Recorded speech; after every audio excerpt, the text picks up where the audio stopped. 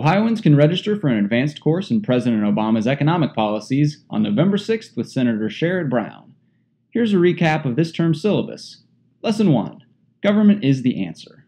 Condition, a woman that's been a victim of domestic violence is that's considered a pre-existing condition because her husband or boyfriend or whoever is more likely to hit her again. I mean, the insurance companies have had their chance to do this right. We need the public option now. We need it. It's not just because of high-tech medicine, pharmaceuticals, or heart transplants. It's mostly about what the labor movement, what people who are progressive and care about this country have done. You can bet that a lot of us are going to introduce a public option bill as soon as the president signs this, and we'll start working towards it. It may take a year, it may take 5 years. There are a lot of things we're going to do to continue to improve this system. We obviously don't give up on it. We need a national commitment on what we're going to do on clean energy. And we've never had a manufacturing policy in this country. Some people in the White House in both parties have said that's picking winners and losers. We shouldn't do that. And there's no real history illustrating that these tax cuts for the rich result in jobs. It's extending unemployment benefits that creates economic activity, that creates jobs, not give. Lesson 2. Demonize your opponents. I think that some of the animosity towards Barack Obama's based is race-based. I think some of it. I know you don't like that. That just again proves to me that Pelosi was right, because you booed that. It's a critical and crucial time for our state.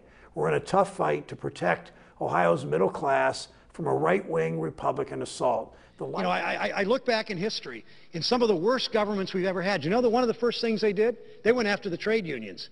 Hitler didn't want unions. Stalin didn't want unions. Mubarak didn't want independent unions. The only way to really stop this awful court decision, this undermining democracy and this opening up to corporate interests, even more influence across the street in that Capitol, the only way to do it is grassroots opposition. That's why deregulation of Wall Street, wars and not paying for them, tax cuts for the rich that bankrupted the country, privatization of Medicare. All the things they did that put this country in the ditch where we found ourselves. Lesson 3. Never stop spending. But we do need to do direct spending on job creation. That means shovel-ready projects for water and sewer systems, whether it's the Brent Spence Bridge in Cincinnati that will put a lot of people to work and help with economic development, or whether the bill would direct $75 billion over the next 2 years to cities, towns, and counties to save municipal jobs to prevent layoffs. So to get the economy back on track, the Farm Bill must remain a priority in Congress. The Agriculture Committee's worked to craft a farm bill that is forward-looking and realistic.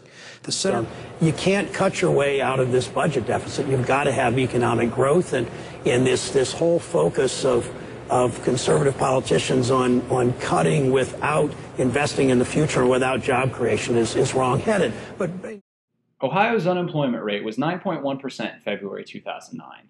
After Sherrod Brown and Barack Obama passed their near $1 trillion stimulus spending bill, Ohio's unemployment rate increased to 10% in the next 2 months and stayed at 10% or higher until June 2010. During that time, Sherrod Brown and Barack Obama stayed true to the principles of Obamanomics, spending on Planned Parenthood, entitlements, union bailouts, green energy boondoggles, and of course, Obamacare, one of the largest tax increases in the history of the world. Any questions?